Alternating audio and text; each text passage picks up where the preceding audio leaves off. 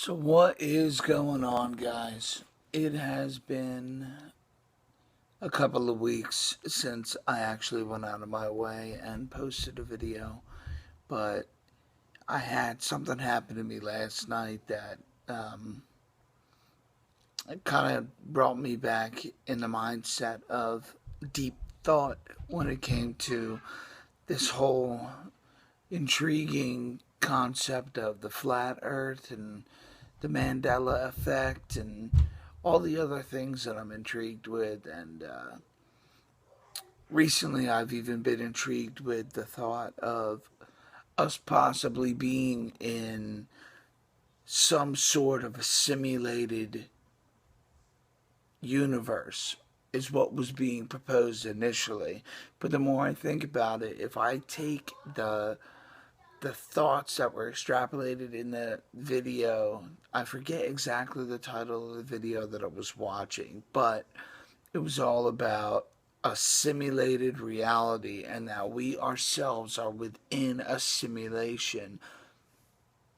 And that is why when we are presented with things in front of us that are tangible objects, like this table right here that is in front of me, it is here, it is solid only because I perceive it to be solid.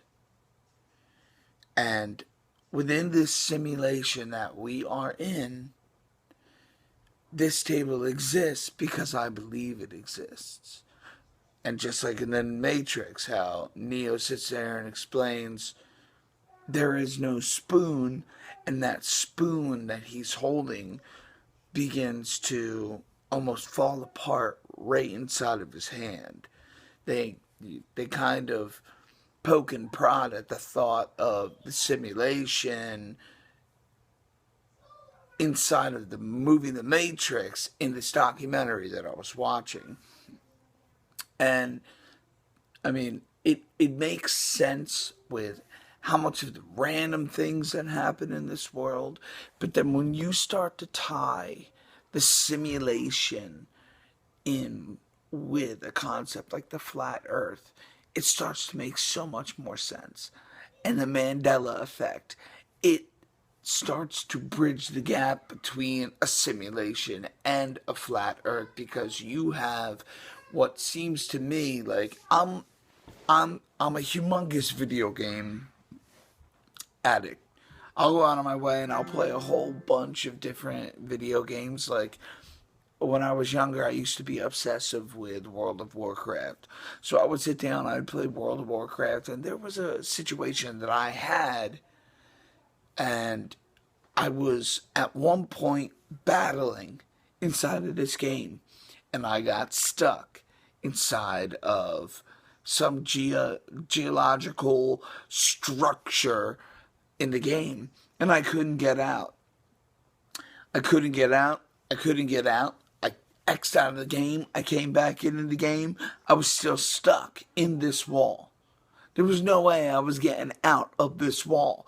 Then randomly, I went up to the top of the page and I clicked the help button. And then it said, "What do you need help with? Contact our servers." So I said, okay, here we go. I'm going to send them a message. Can I please have a GM come help me? I am trapped and I can't get out of this wall. Bam, period, send. Don't you know, 2 minutes later, a GM, bloop, appears right next to my character in this game and goes, "Don't worry, I'm going to have you out of there in a jiffy." Bam, my screen turns black. Boop, my character comes back, and I'm standing right outside of the structure that I was trapped in before. And he goes, "All right, I hope everything's okay." He even was so nice that he handed me some gold. He gave me a whole bunch of gold, and I was like, "Whoa, this is the craziest shit ever. Awesome. Thank you, GM. You're my personal savior." And then, poof, he disappeared. And now the more I think about what happened to me in that game, in that simulation, in that simulated world where I basically prayed. It's almost the exact same thing of prayer because I sat there, I was in trouble, I needed help, I called out to somebody to come and save me, and bam, I was heard.